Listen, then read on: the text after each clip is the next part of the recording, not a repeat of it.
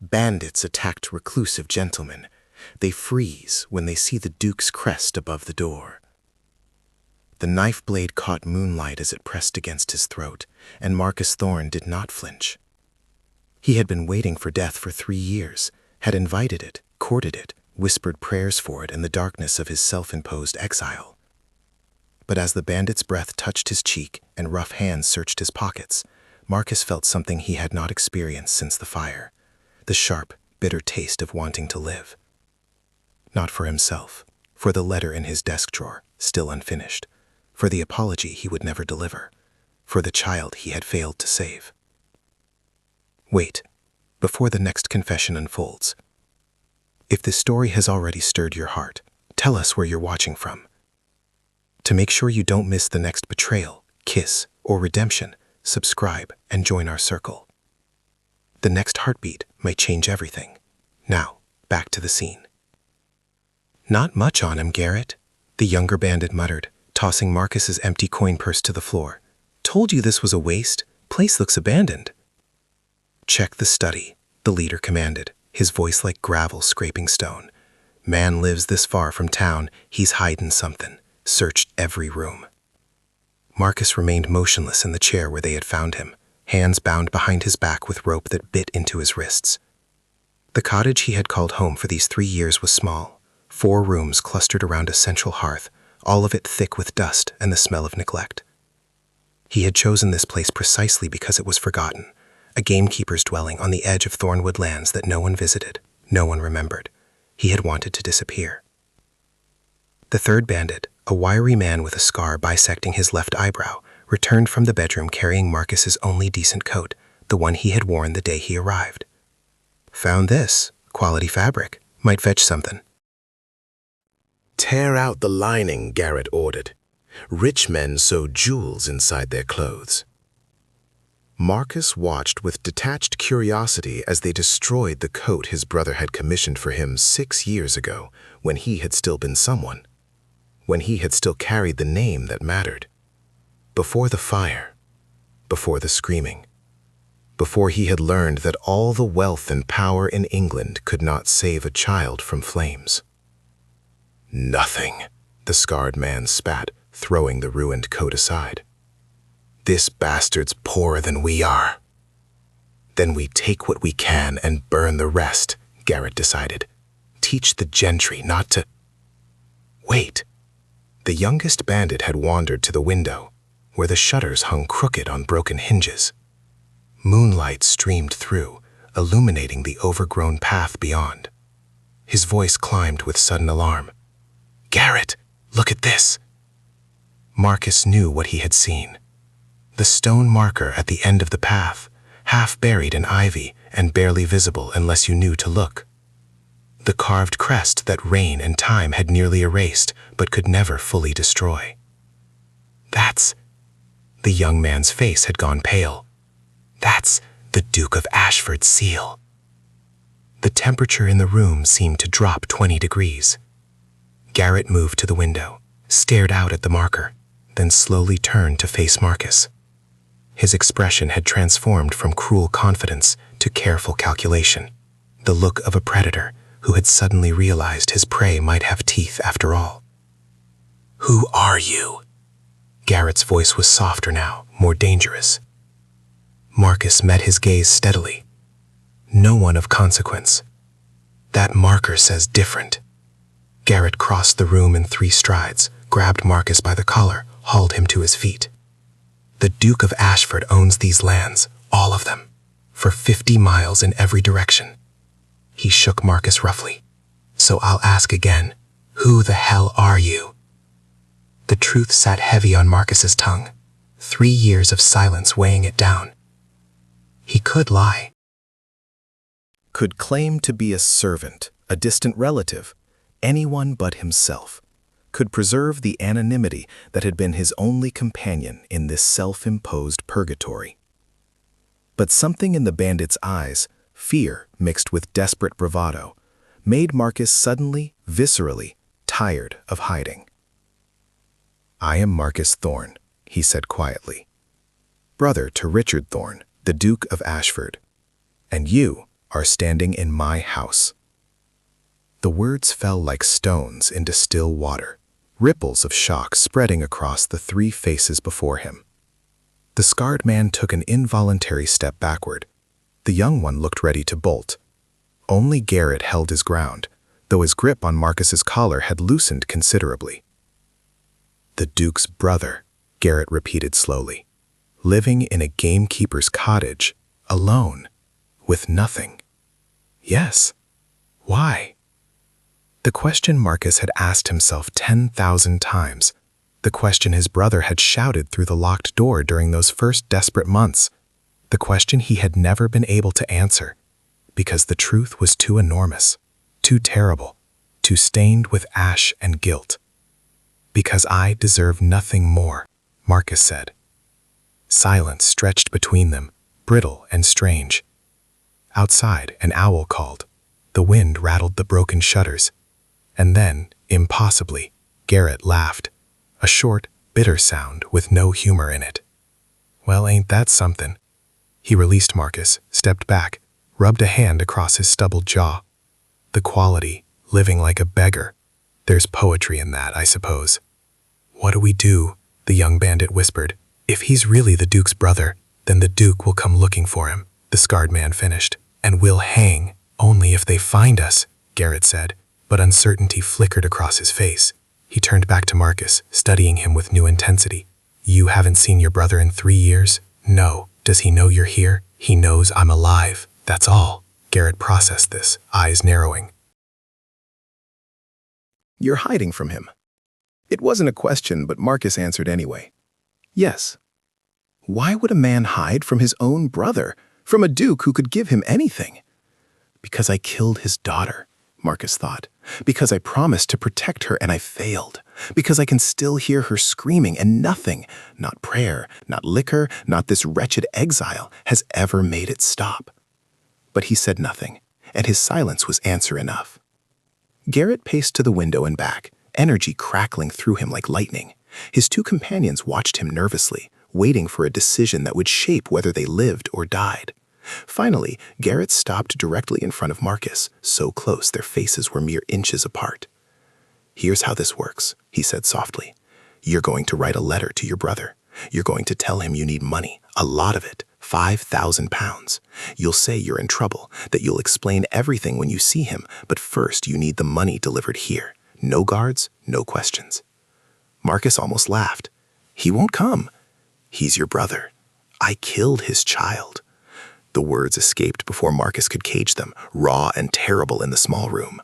All three bandits stared at him.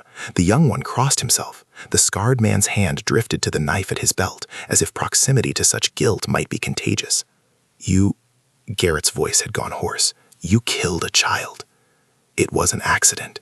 Marcus closed his eyes, but that only made the memory sharper. A fire. She was 6 years old.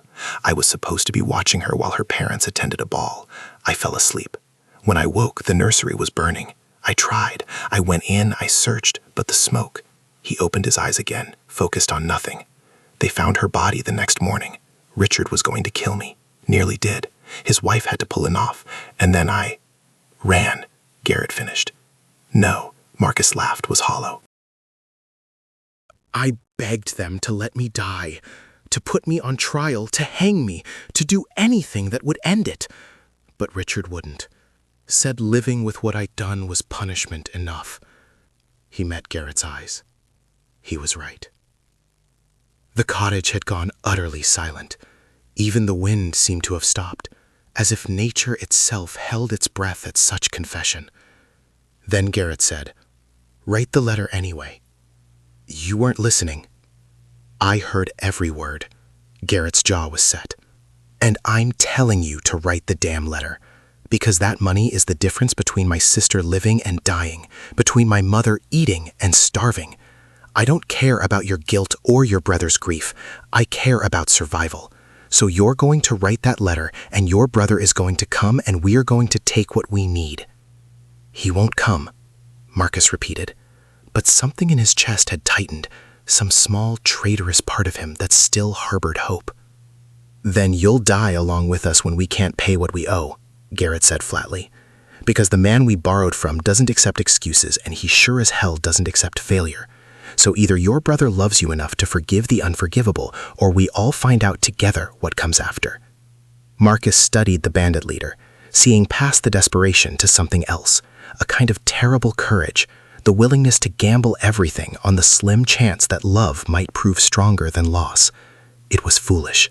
It was impossible. It was exactly the kind of hope that Marcus had forbidden himself to feel. "Untie me," he said quietly.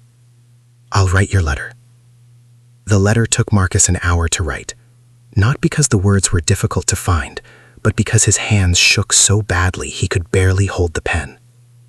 Garrett stood over him the entire time, watching each sentence take shape by candlelight, occasionally offering grim suggestions that Marcus ignored. The young bandit, who had reluctantly given his name as Tom, kept watch at the window. The scarred one, called Silas, searched the cottage methodically for anything of value, though he found nothing but books and memories. Richard.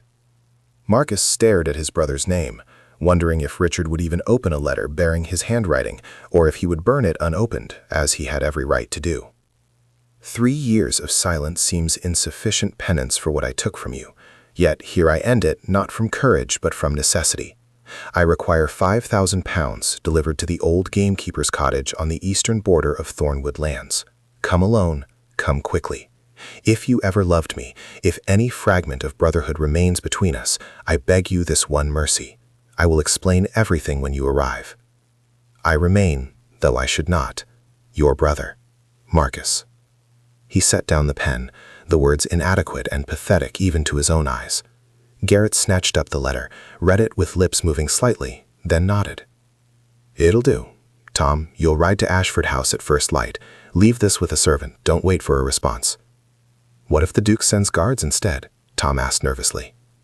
"Then we run," Garrett said. "What else can we do?" Silas had found a length of stronger rope and was binding Marcus's hands again, this time to the chair itself.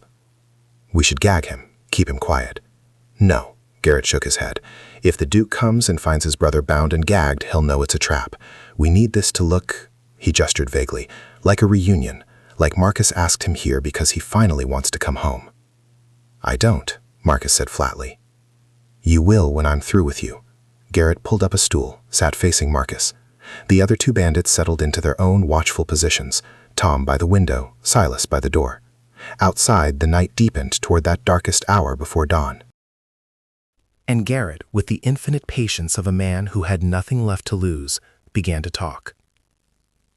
"My sister's name is Emma," he said. "She's 17. 3 months ago, she fell ill with fever. The doctor says it's consumption, that she needs good food and clean air and medicine we can't afford. My mother works her fingers bloody trying to earn enough, but it's never sufficient. We live in a cottage not much better than this one, on the edge of Millbrook, where the factories have poisoned the air and the water and everything else." Marcus said nothing, recognizing a story he had no right to judge. "I tried honest work," Garrett continued, 12 hours a day in the mill for wages that couldn't feed a cat. So I found other ways. Started with lifting purses at market, then houses, then this." He spread his hands to encompass the cottage, the situation, the desperation. "I'm not proud of it, but I'm not ashamed either. You do what you must for family. Isn't that right, Lord Marcus?" The title was mocking, but the question beneath it was genuine. "Yes," Marcus said quietly, "you do what you must." "Except you didn't, did you?" Garrett leaned forward, eyes glittering in the candlelight. "You were supposed to watch your niece. You were supposed to keep her safe, and instead you fell asleep while she burned. So tell me, Lord Marcus, what exactly have you done for family besides fail them?" The words were designed to wound, and they succeeded. Marcus felt them like knife cuts, each one precise and deserved. But beneath the pain was something else, recognition. Because Garrett was right. Marcus had spent 3 years punishing himself, hiding from his brother, wallowing in guilt, and none of it had brought Lily back. None of it had eased Richard's grief or helped his sister-in-law's broken heart, or done anything except allow Marcus to feel righteous in his suffering. "Nothing," he admitted. "I've done nothing." "Well," Garrett sat back, some of the anger draining from his voice. Maybe it's time to change that. They sat in silence as the candle burned lower, wax pooling on the battered table. Tom's head nodded forward against the window frame, exhaustion claiming him. Silas whittled a piece of wood with his knife, creating a small pile of shavings on the floor. And Marcus, bound to his chair, felt the first tremors of something he had thought long dead stirring in his chest. Not quite hope, not yet, but perhaps its distant cousin, possibility. If Richard came, and that was an enormous if, what would Marcus say to him? How did you apologize for the unapologizable? How did you bridge 3 years of silence and a chasm of grief? Marcus had no answers, but for the first time since the fire, he found himself wanting to find them. Dawn came slowly, gray light seeping through the broken shutters like water through a cracked dam. Tom woke with a start, rubbed his eyes, looked to Garrett for orders. Go, Garrett said. Write fast. Be back by nightfall, with or without the Duke. Tom took the letter with hands that trembled slightly, tucked it inside his worn jacket, and slipped out into the morning. They heard hoofbeats fade into the distance, carrying with them Marcus's words, his plea, his impossible hope that Richard might still love him enough to come. Then there was nothing to do but wait. The Duke of Ashford received the letter while breaking his fast in the morning room, surrounded by newspapers he wasn't reading and correspondence he had no interest in answering. The servant who brought it looked nervous, which should have been Richard's first warning. The second was his own name, written in handwriting he would have recognized anywhere, from any distance, at any time. Marcus. Richard's hands shook as he broke the seal. His butler, Hendricks, hovering nearby with the coffee pot, watched his master's face transform. Shock, anger, pain, and something else, something fragile and fierce that might have been longing. Your Grace, Hendricks ventured, is everything... Ready my horse, Richard commanded, standing so abruptly his chair scraped backward. I ride for Thornawood immediately. Shall I summon the guard, prepare an escort? Richard reread the letter, Marcus' plea echoing in his mind. Come alone, come quickly, if you ever loved me. No, he said quietly, I go alone. Your Grace, I must advise against. Hendricks. Richard looked up, and his butler fell silent at the expression on his face. My brother is alive. He has asked for my help. I will not fail him again. The words hung in the air between them, weighted with 3 years of regret and loss.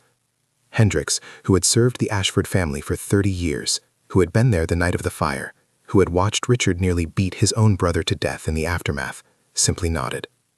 I'll have the horse ready in 10 minutes, Your Grace. Richard rode like a man pursued by demons, which in a sense he was. Every mile that passed brought new memories. Marcus as a boy, learning to ride. Marcus at university, brilliant and reckless. Marcus holding baby Lily for the first time, his face transformed by wonder. Marcus standing in the ruins of the nursery, covered in ash and weeping, while Richard's hands closed around his throat and Richard's voice screamed murder. He had not meant to stop, had not meant to let Marcus live. It had been Catherine, his wife, who had pulled him away, who had used the last remnants of her strength, so soon after learning their daughter was dead, to spare her brother-in-law's life. He loved her too, she had whispered, her voice destroyed by smoke and grief. He loved her too, Richard. Don't do this. So Richard had let Marcus go, had watched his brother flee the estate like a wounded animal, and had done nothing to stop him. Had learned weeks later that Marcus had taken refuge in the old gamekeeper's cottage and had forbidden anyone to contact him or aid him. Had told himself it was justice, that Marcus deserved to suffer, that the punishment fit the crime. But in the 3 years since, Richard had discovered that grief was not quite the same thing as justice, and that vengeance offered no comfort in the night when he woke reaching for a daughter who would never answer. He had discovered that he missed his brother almost as much as he missed Lily, and that hating Marcus for what had happened required energy Richard no longer possessed. He had discovered, most frighteningly of all, that he wanted to forgive. The gamekeeper's cottage appeared as the sun reached its zenith, small and shabby against the autumn landscape. Richard dismounted, tied his horse to a post, and walked toward the door with his heart hammering against his ribs. He expected Marcus to open it, expected his brother's face, thin and haunted and full of shame. Instead, the door opened to reveal a stranger, rough-dressed, scarred, with a knife in his belt and violence in his eyes. "Lord Ashford," the man said, "you came alone. Good. Come inside, slowly." Every instinct screamed trap, but Richard had not ridden all this way to turn back now. He stepped into the cottage's dim interior, letting his eyes adjust to the gloom, and saw Marcus, his brother, bound to a chair, thinner than Richard remembered, paler, with 3 years of suffering carved into the lines around his eyes and mouth, but unmistakably, impossibly, wonderfully alive. "Richard," Marcus said, his voice rough with disuse, "you shouldn't have come."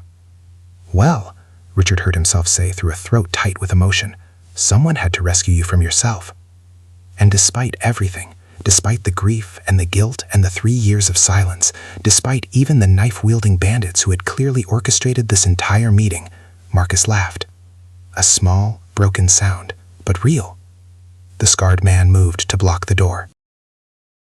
Another bandit emerged from the bedroom, young and nervous, and a third, the one who had answered the door, positioned himself between Richard and Marcus with the confidence of a general deploying troops. "Here's how this works, Your Grace," Garrett said. "You've brought the money?" Richard's eyes never left his brother. "I brought nothing. The letter said you would explain." "I said I'd explain," Marcus corrected quietly. "And I lied. I'm sorry, Richard. I had no choice. Everyone has choices." But even as he said it, Richard was assessing the situation with the tactical mind that had made him an effective duke and a feared opponent in Parliament. 3 men, armed but clearly desperate, his brother, bound but apparently unharmed, and between them all, the heavy weight of unpaid debts, both monetary and emotional. "You want money," Richard said to Garrett. It wasn't a question. £5,000. That's a substantial sum. Your brother's life is a substantial thing. Garrett's hand rested on his knife hilt. Surely worth at least that much to you. Richard could have pointed out that kidnapping a peer's brother was a hanging offense, that he had guards who could storm this cottage within an hour, that threatening a duke was perhaps the stupidest thing these men could have done. Instead, he said, "Why?" The question seemed to catch Garrett off guard. "What? Why do you need £5,000? If you're going to extort me, I deserve to know the reason. Since when do the nobility care about the reasons of common thieves? Since one of those thieves is holding my brother hostage," Richard said evenly, "and since I have recently learned that understanding why people do terrible things is sometimes more important than punishing them for it." He glanced at Marcus as he said this, saw his brother's eyes widen with something that might have been shock or gratitude or hope. Garrett studied Richard for a long moment, then made a decision. "My sister is dying." Consumption. The medicine and care she needs cost more than I could earn in 10 lifetimes doing honest work. So I stopped being honest. Is that reason enough for you, Your Grace? Richard thought of Lily, of how he would have burned the world to save her if he had been given the chance. Thought of the months after her death, when nothing, not duty or honor or reason, had seemed to matter compared to the empty place she had left behind. And he understood, with sudden and absolute clarity, exactly why these men had done what they had done. "Yes," he said quietly, "that's reason enough." The admission hung in the air, shifting something fundamental in the room. Garrett's grip on his knife loosened slightly.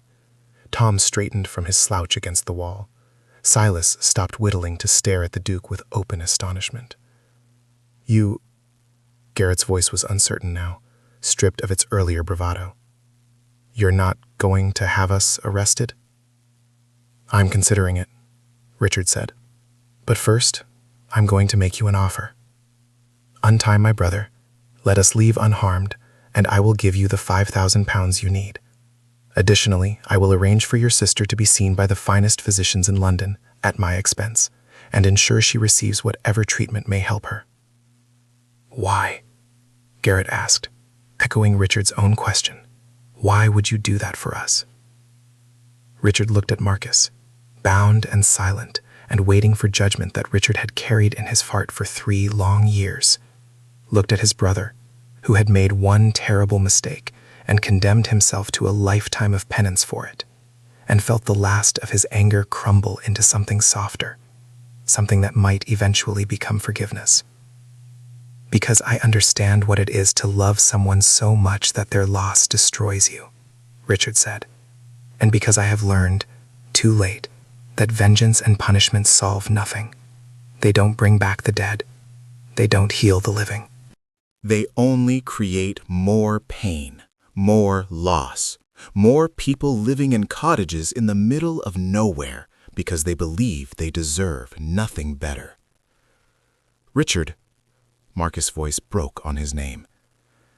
"I failed you," Richard continued, speaking now to his brother, his words a confession for the bandits to witness. "I failed you as much as you failed Lily. You made a mistake, a terrible mistake, but it was an accident, and I let grief turn me into someone who could look at his only brother and see nothing but a reminder of loss. I sent you away. I let you believe you deserved this exile, this suffering. And that, Marcus, was my unforgivable sin." Tears tracked down Marcus' face, silver in the dim light. "She died because of me."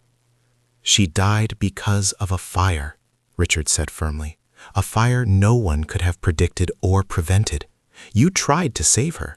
You went into those flames. The only reason you survived is because the beams fell in a way that made a path to the window. It was chance, Marcus. Terrible, cruel chance. Not your fault. I fell asleep. You were exhausted. You had been working in the estate office all day, helping me prepare for Parliament. I should never have asked you to watch her that evening. I should have hired a proper nurse. I should have ensured the nursery had better fire precautions. I should have done 1,000 things differently."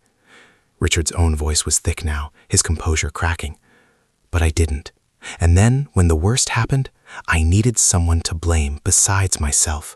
So I chose you. And I am sorrier for that than I can ever express." The cottage had gone utterly silent. Even the birds outside seemed to have stopped singing. Garrett stood frozen, his knife forgotten. Tom was crying openly, tears streaming down his young face. Silas had covered his mouth with one hand, as if to hold back words or sobs.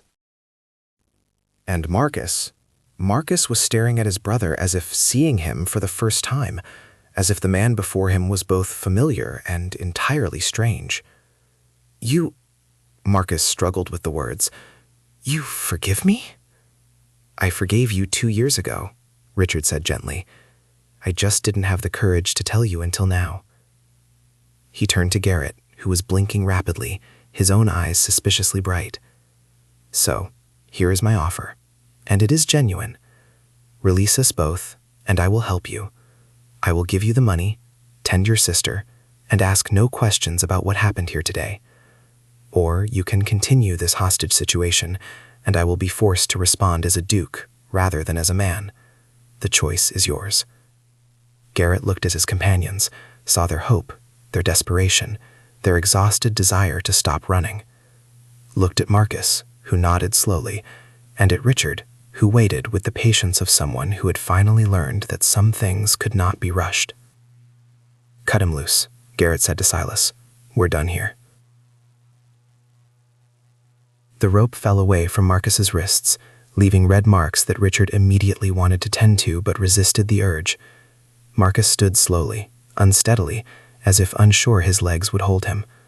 For a long moment, the brothers simply looked at each other, 3 years and a chasm of grief between them. Then Richard stepped forward and pulled Marcus into an embrace. Marcus went rigid with shock, then collapsed against his brother's chest, sobbing with a force that shook them both.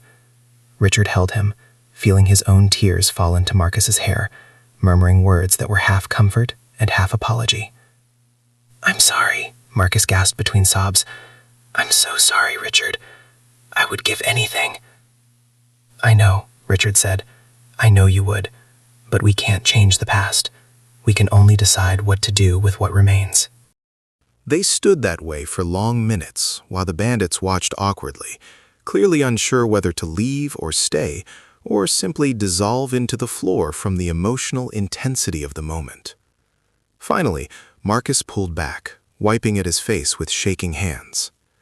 "I don't deserve this," he said. "I don't deserve your forgiveness." "None of us deserve the grace we're given," Richard replied, "but we accept it anyway, because the alternative is to live forever in the prison of our own guilt. And I won't let you do that anymore, Marcus. I won't." Marcus nodded slowly, then turned to look at Garrett and his companions. "You could have killed me. These 3 years, you're not the first desperate men to find this cottage. But the others, they took what little I had and left. You stayed. You forced this meeting. Why?" Garrett shifted uncomfortably. "Honestly, because you looked like a man who wanted to die, and I couldn't stomach adding another death to my conscience, even if you were quality." He said the last word with lingering bitterness. "Seemed like you were already doing a fine job of destroying yourself without our help." "He was," Richard said quietly, "which is why this ends today. Marcus, you're coming home." "I can't." "Yes, you can. Catherine wants to see you. She's wanted to see you for 2 years, but I was too proud, too angry, too afraid to allow it. But she's suffered enough, and so have you, and so have I.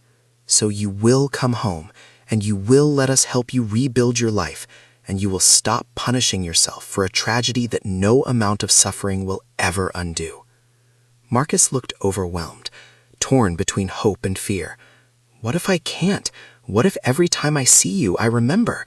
"Then we remember together," Richard said firmly. "We remember Lily together, as we should have been doing all along. We tell stories about her, we honor her memory, and we allow ourselves to heal, because that's what she would have wanted. She loved you, Marcus." Her last words were asking for you. She wanted Uncle Marcus to read her a bedtime story. The information struck Marcus like a physical blow.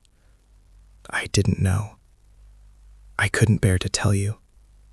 But you deserve to know that in the end, she wasn't afraid. She was asking for someone she loved. Someone who loved her. That's not a small thing." Marcus closed his eyes, fresh tears escaping. But when he opened them again, there was something new in his expression. Not quite peace, but perhaps the beginning of it. The first pale shoots of healing pushing through scorched earth. "All right," he whispered. "He'll come home." Richard squeezed his shoulder, then turned to address the bandits. "Now then, about your sister. Tell me everything. Her symptoms, what treatments have been attempted, where you're living, all of it. And someone fetch paper. I have letters to write." Over the next hour, the cottage transformed from a prison to something almost resembling a council room. Garrett, speaking with increasing hope, described Emma's illness in detail. Richard took notes, asked pointed questions, and dispatched Tom back to Ashford House with instructions to prepare the guest wing and summon the Duke's personal physician. Silas was sent to fetch Emma and bring her to the estate, where she would stay until her health improved, or, Richard's expression grew grim, until the end, whichever came first. "I can't promise a cure," Richard told Garrett honestly.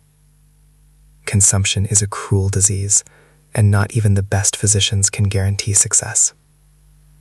But I can promise that she will have the finest care available, that she will be comfortable, and that you and your mother will be able to stay with her. My staff will prepare accommodations."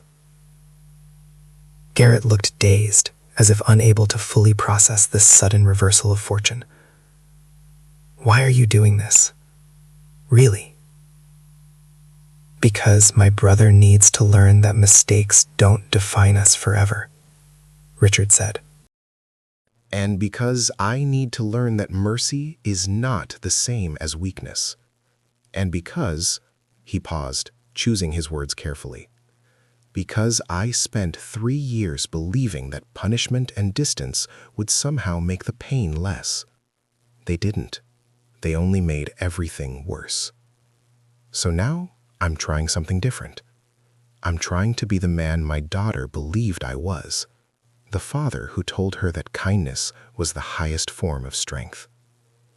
She sounds like she was special, Garrett said quietly. She was.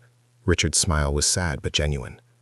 And I think she would have liked the idea of helping someone. She was always bringing home injured birds and insisting we nurse them back to health. They fell into companionable silence, the strange alliance between Duke and Bandit solidifying into something that might, eventually, become respect. Marcus sat by the window, looking out at the path he had walked 1,000 times in his exile, seeing it now with different eyes. The cottage that had been his prison might become just a memory. The isolation that had defined him might give way to connection. The guilt that had consumed him might eventually share space with grace.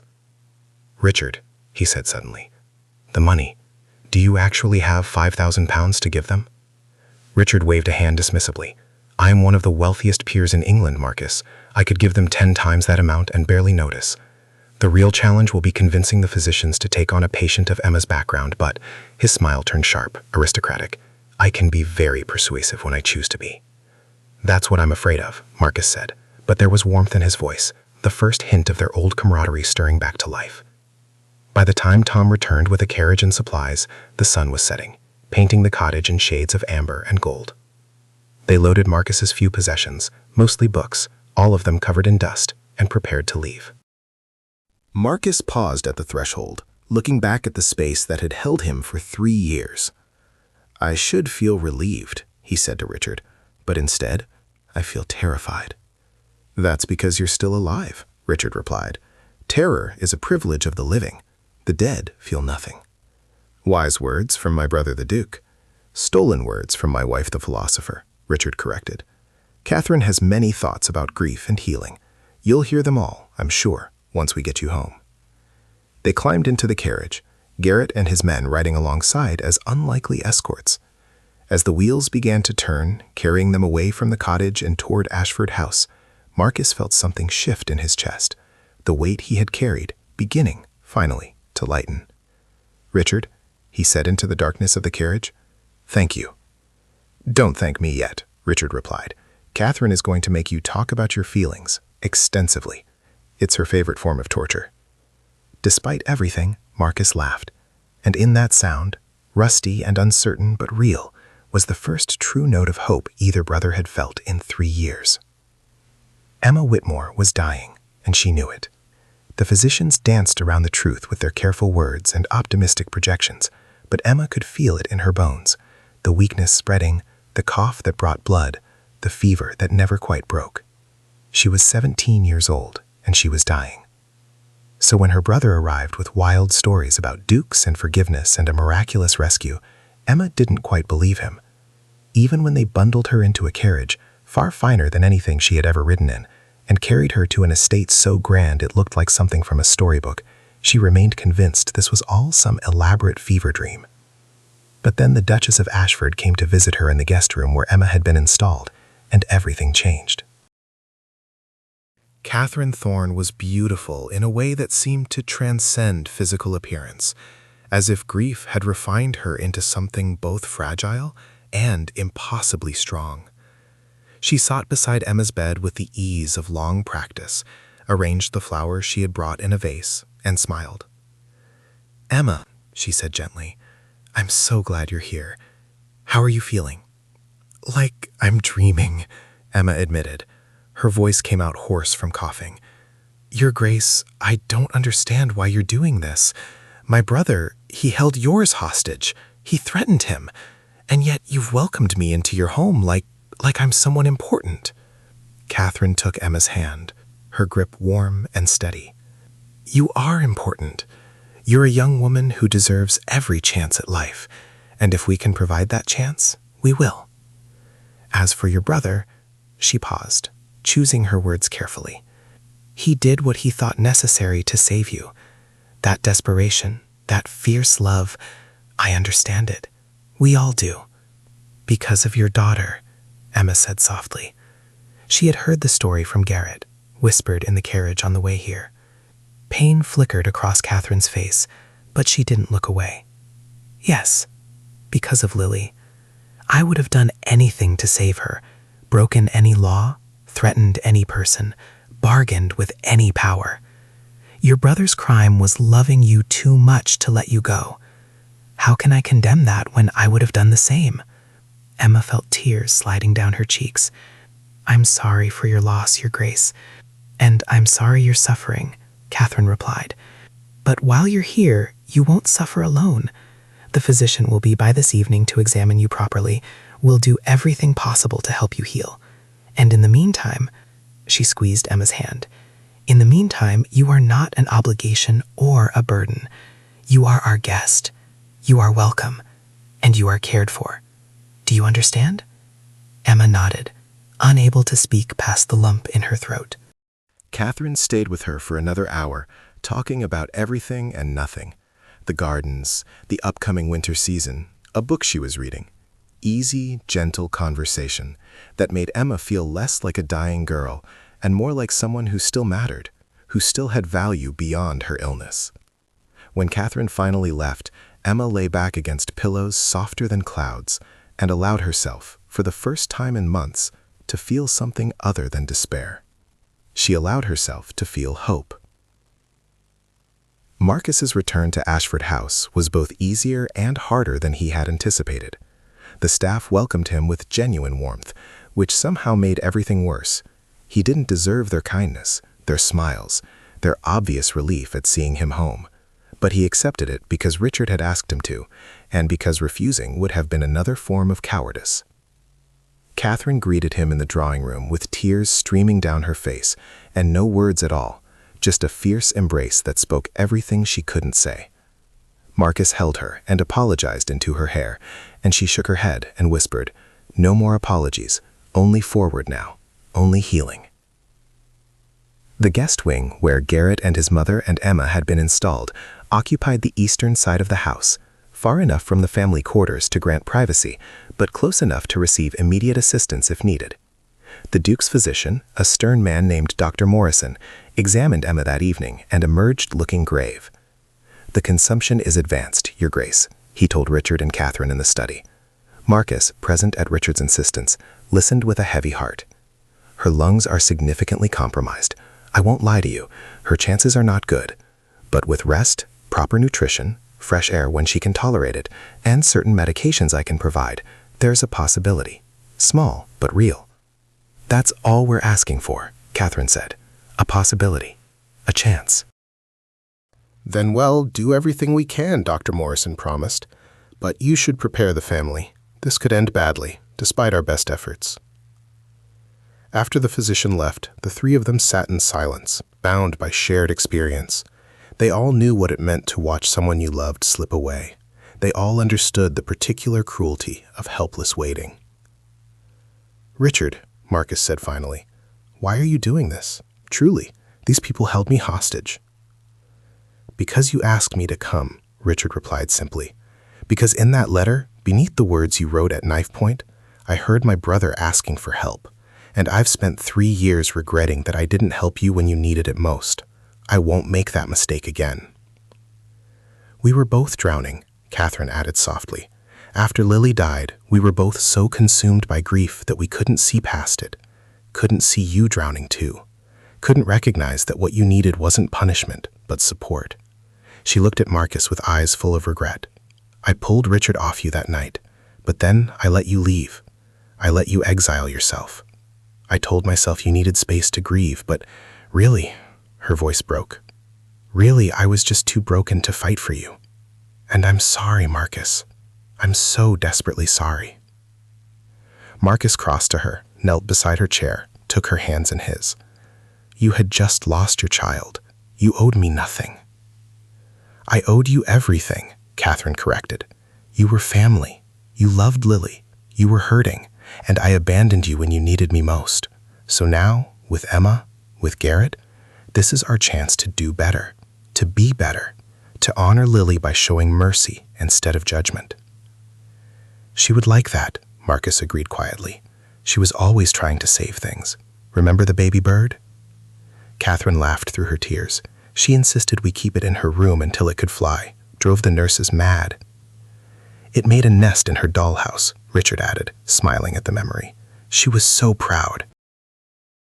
They sat together in the study as evening deepened into night, sharing memories of Lily, the first time in 3 years they had been able to speak her name without it being a weapon. They talked about her laugh, her questions, her fierce insistence that everyone deserved kindness. They mourned her together, as they should have done all along. And slowly, gradually, the wound that had festered between them began, finally, to heal. Emma's condition stabilized over the following weeks, though Dr. Morrison warned repeatedly that stability was not the same as improvement. Still, she was no longer declining rapidly, and that alone felt like a miracle. She spent her days in the sunny guest room, reading books from the Ashford Library and receiving visits from Catherine, who seemed to have adopted Emma as a project, or perhaps as a surrogate for the daughter she had lost. Garrett and his mother Mary adjusted to life at the estate with visible discomfort. Mary especially seemed unable to believe that they weren't going to be arrested, that the Duke genuinely meant to help them without expecting anything in return. She wandered the halls like a ghost, apologizing for her presence, until Catherine gently but firmly told her to stop. "You're here because Emma needs you," Catherine said, "and because I need you. Having young people in this house again, having laughter and conversation and life, it's helping me heal. So please, stop apologizing and start living." Mary burst into tears and hugged the Duchess with an impropriety that would have scandalized London society, but which Catherine returned without hesitation. Garrett, meanwhile, found himself drawn into unexpected conversations with Marcus. They met first by accident in the library, where Marcus was selecting books for Emma, and Garrett was pretending to understand the Latin titles on the shelves. "You don't have to pretend," Marcus said quietly. "I couldn't read either until I was 15. "Being poor doesn't make you stupid," Garrett bristled. "I never said I couldn't read." "No, but you're holding that book upside down." Garrett glanced down, swore, and flipped the volume right side up. "Fine. I can't read much. Never had the schooling for it. Happy?" "No," Marcus said, "but I could teach you if you wanted. I have nothing but time and you have a quick mind. I saw it in the cottage, the way you planned, the way you thought through the risks. That intelligence deserves cultivation." Garrett stared at him suspiciously. "Why would you help me? I held you hostage." "Because you were desperate and trying to save your sister," Marcus replied. "And because I understand what it's like to be trapped by circumstances you didn't choose. And because," he smiled slightly, "because I'm trying to learn how to be useful again. Teaching seems like a good place to start."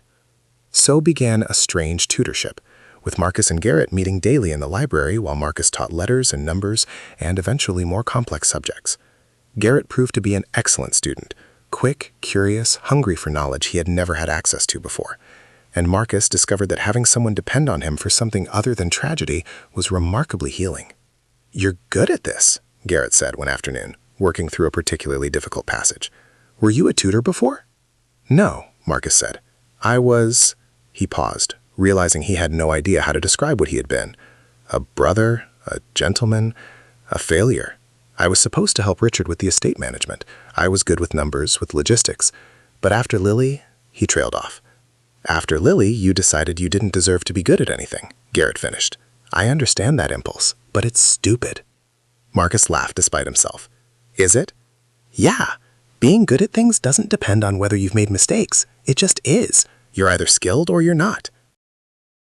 Punishing yourself by refusing to use those skills doesn't fix anything. It just wastes what you have." "When did you become so wise?" "When I started paying attention to the people around me, instead of just my own misery," Garrett replied. "Emma taught me that. She's dying, but she still finds joy in little things. A good meal, a bird outside her window, a conversation with the Duchess. She doesn't let what's happening to her define all of who she is, so neither should you."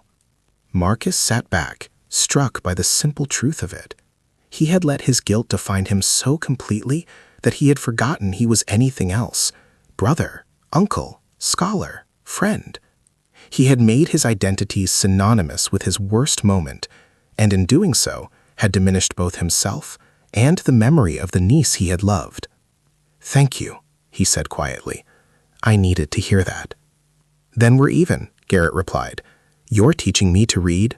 I am teaching you to live. Seems like a fair trade. They returned to the lesson, but the conversation had shifted something in Marcus, had planted a seed that would take time to grow, but which had finally found fertile ground. Winter arrived early that year, bringing with it snow that transformed the estate into something from a fairy tale. Emma, stronger now though still weak, was allowed outside on milder days, bundled in furs and seated in a chair while she watched the snowfall. Catherine often joined her, and they would talk about everything and nothing: books, art, the nature of beauty, the possibility of hope. Do you think I'll die? Emma asked one particularly cold afternoon, her breath misting in the air. Catherine didn't insult her with false promises. I don't know. Dr. Morrison says it could go either way.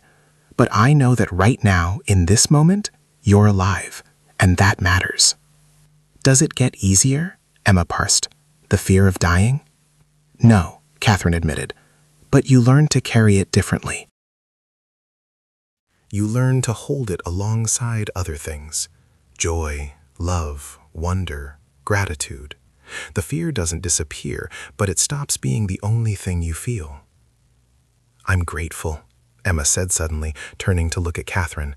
I know that probably sounds strange, given that I'm dying of consumption in a stranger's house, but I am. Because of your kindness, I've experienced things I never would have otherwise. I've lived in a grand estate. I've made friends with a duchess. I've learned that the world can be gentle as well as cruel. That matters, Your Grace. That matters enormously. Catherine's eyes filled with tears. You matter enormously, Emma. Not because of what you've learned or experienced, but because you exist. Because you bring light into the world simply by being in it. That's what I'm learning from you. That worth isn't something we earn through accomplishments or survival. It's inherent. It's a gift. They sat in silence after that, watching the snow, both of them understanding that these conversations might not last much longer, both of them determined to treasure them while they could.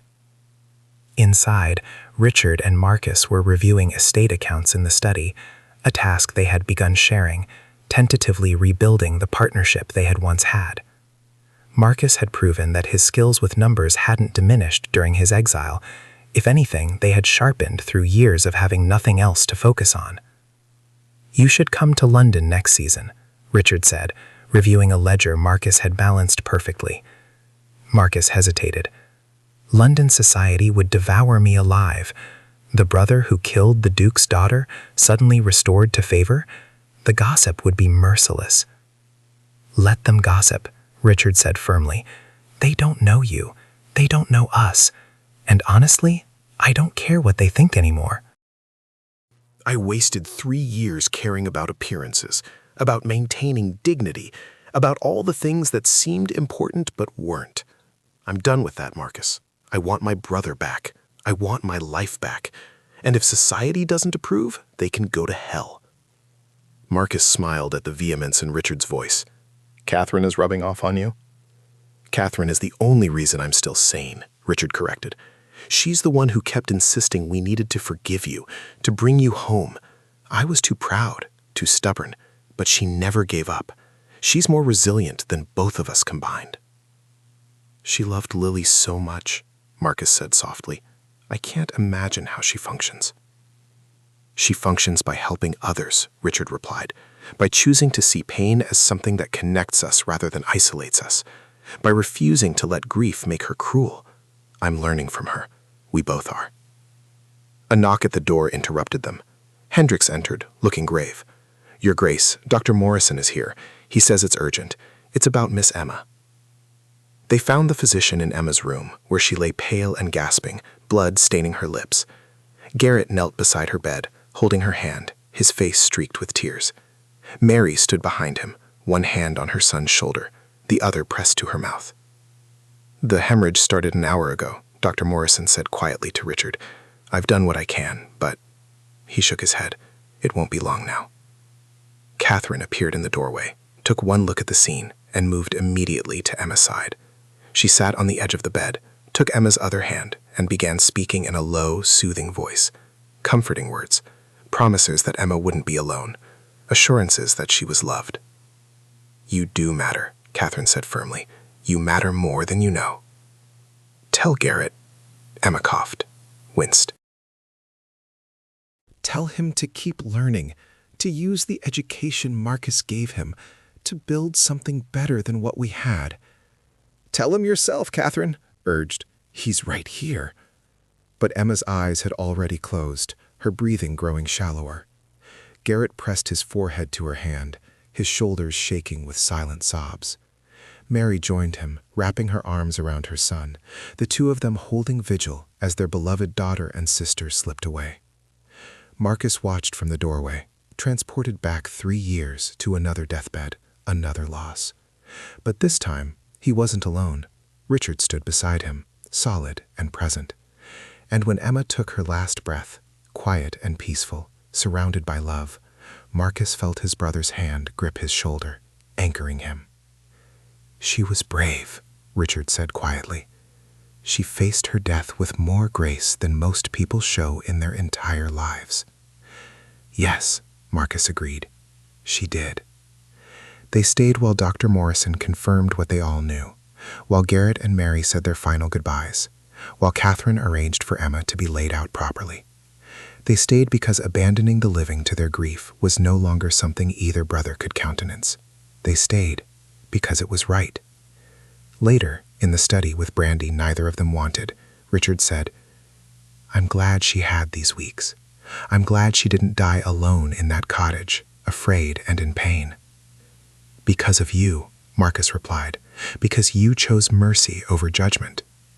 "Because of us," Richard corrected, "because we chose to honor Lily by helping someone else.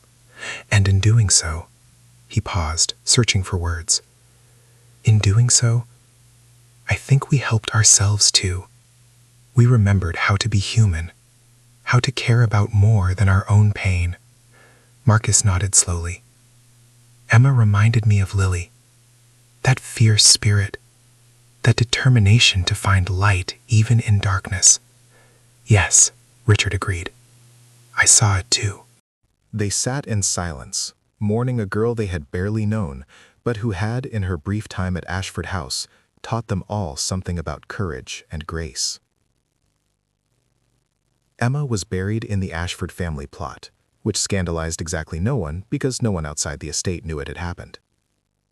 Richard arranged a beautiful service, small, private, attended only by family and the staff who had come to care for the girl in her final weeks. The headstone he commissioned read simply, "Emma Whitmore, beloved daughter and sister, who taught us all how to live bravely." Garrett stood at the grave long after the service ended, Marcus beside him in silent support. Finally, Garrett spoke. "She was everything good in my life, everything I was trying to protect." "I know," Marcus said. "And now she's gone, and I don't know what to do with myself." "You do what she asked," Marcus replied. "You keep learning. You build something better. You live in a way that honors her memory." Garrett turned to look at him. "Is that what you're doing? Living in a way that honors Lily?" Marcus considered this. "I'm trying to. I spent 3 years dishonoring her, wallowing in guilt, hiding from the people who loved me, wasting the life she no longer had. But I think—" He paused, searching for the right words.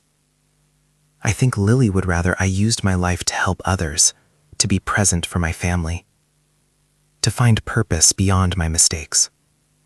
So that's what I'm going to do. With the estate, Mark. With everything," Marcus said. "Richard wants me to help establish schools in the villages, places where children like you could learn to read regardless of their family's wealth. I think that would be a good use of my time." Garrett's eyes widened. "You'd do that?" "I would. We would. Richard and Catherine and I. Emma's death reminded us that there are countless others like her, talented and brave and deserving of opportunities they'll never receive. If we can change that, even a little? Marcus shrugged. Then perhaps some good can come from all this tragedy. They walked back to the house together, the winter sun setting behind them. Mary met them in the entrance hall, looking lost. Catherine immediately swept her into a warm embrace. "You're not leaving," Catherine said firmly. "I won't hear of it. This is your home now, for as long as you need it." "Your Grace, I couldn't possibly." "You can, and you will. Emma would want you cared for, and Garrett needs his mother close while he grieves. Besides," Catherine's smile was gentle, "I could use the company. This house is too large and too empty. Having you here helps." Mary looked to Garrett, who nodded. "Stay, Mom, please." "All right," she whispered. "All right." Spring came slowly to Ashford House, as if nature itself was reluctant to intrude on grief. But gradually, the snow melted, the gardens began to bloom, and life reasserted itself with quiet insistence. Garrett threw himself into his studies with renewed intensity, determined to honor his sister's final request. Marcus proved to be an excellent teacher, patient and encouraging, and by April, Garrett was reading novels and working through increasingly complex mathematics. Richard and Marcus's relationship had fully healed, strengthened by their shared work on the estate and their mutual commitment to creating the schools they had promised. Catherine oversaw the planning with characteristic thoroughness, insisting that the schools must accept all children, regardless of gender or background, a radical notion that would certainly cause controversy, but which she pursued with steely determination. Lily would have approved, she said when Richard raised concerns about opposition from the local gentry. She always believed everyone deserved kindness. This is kindness made practical. The first school opened in June in the village of Millbrook, the same village where Garrett and Emma had lived in poverty. The building was modest but well appointed, with books and slates and a teacher Richard had personally recruited from London. On opening day, 40 children arrived, many of them barefoot and hungry, but all of them eager. Marcus gave a speech, his first public appearance since returning to society, and was surprised to find his voice steady, his words heartfelt and true. He talked about second chances, about learning from tragedy, about the importance of education in breaking cycles of poverty and despair. He talked about Emma, the girl who had taught them all what courage looked like. And when he finished, the applause was genuine and warm. "You did well," Richard said afterward, clapping Marcus on the shoulder. "You should be proud." "I am," Marcus admitted. "For the first time in years, I actually am." That evening, the family gathered for dinner. Richard, Catherine, Marcus, Garrett, and Mary. A strange assemblage that would have baffled outsiders, but which felt, to all of them, exactly right. They talked about the school, about plans for the next one, about Garrett's progress with his studies. They laughed at Mary's story about trying to understand the housekeeper's London accent. They remembered Emma with warmth rather than just sorrow. And Marcus, looking around the table at these people who had become his family, some by blood, some by choice, all of them connected by shared loss and the decision to heal, felt something he had not felt since the night of the fire. He felt whole. A year after Emma's death, on the anniversary of the day Garrett and his men had burst into Marcus's cottage and forever changed the trajectory of his life, Marcus found himself standing in the Ashford family cemetery. He came to visit two graves, Lily's and Emma's, side by side now in death, as they had never been in life. "I'm sorry I couldn't save you," he said to Lily's headstone, as he had said 1,000 times before. But this time, the words didn't feel like self-flagellation. They felt like honest grief, acknowledged and carried, but no longer all-consuming. "I loved you very much. I still do. And I'm trying to live in a way that would make you proud." He turned to Emma's grave. "Thank you for teaching me that being broken doesn't mean being worthless, that mistakes don't define us forever, that grace is possible even in the darkest circumstances." Footsteps crunched on the gravel path behind him. Marcus turned to find Catherine approaching, a bouquet of wildflowers in her hands. She smiled when she saw him. "I hoped I'd find you here," she said. "I come every week," Marcus admitted. Is that morbid? No, it's love. Catherine laid the flowers across both graves. They deserve to be remembered. They deserve to know they mattered. They stood together in comfortable silence, united in their grief, but no longer imprisoned by it. Finally, Catherine spoke again. Marcus, I wanted to tell you something. Richard and I have decided to establish a foundation in Lily's name, dedicated to helping children in need, funding schools, supporting families facing tragedy, and we'd like you to run it. Marcus stared at her. Catherine, I don't know if I'm... You're exactly the right person, she interrupted gently. You understand loss. You understand redemption. You understand the importance of second chances. And you've proven this past year that you can turn pain into purpose. Please, Marcus, do this for Lily, for Emma, for yourself. He looked back at the graves, at the two girls who had shaped him in such different ways. Lily, whose death had nearly destroyed him. Emma, whose death had helped rebuild him. And he thought about the man he had been, paralyzed by guilt, convinced he deserved nothing. And the man he was becoming, flawed still, but functional, healing. Yes, he said quietly. I'll do it. Catherine embraced him, and Marcus held her, grateful beyond words for her relentless faith in him, her refusal to let him disappear into his own darkness. When they finally pulled apart, she was crying, but her smile was radiant. She'd be so proud of you, Catherine whispered. Both of them would. They walked back to the house together as the sun set, painting the sky in shades of gold and rose. Inside, Richard was reviewing foundation documents, Garrett was practicing his handwriting, and Mary was helping cook prepare dinner. The house that had been so silent, so full of grief, now rang with voices and laughter and life. Marcus paused at the entrance, looking up at the ducal crest above the door, the same crest that had frozen 3 desperate bandits in their tracks and set in motion the events that had saved him. He remembered that night, remembered the knife at his throat, remembered wanting to die. He was glad now that he had lived. 5 years after the night that changed everything, the Ashford Foundation had established 20 schools across England, helped hundreds of families, and become a model for philanthropic work throughout the country. Marcus ran it with quiet efficiency and deep passion, pouring into the work all the energy he had once wasted on self-destruction. He never married, never sought personal glory, but he built a legacy that mattered. Garrett, educated and eloquent, became the Foundation's chief recruiter, traveling to villages and cities, identifying children who needed help, connecting families with resources. He was brilliant at it, his background allowing him to connect with people who would never have trusted someone from the gentry. He had been right, Marcus reflected. Emma's death had not been meaningless. She had sparked something that continued to grow and spread, touching lives she would never see. Richard and Catherine remained at Ashford House, their marriage strengthened by shared purpose and the slow work of healing. They never had another child.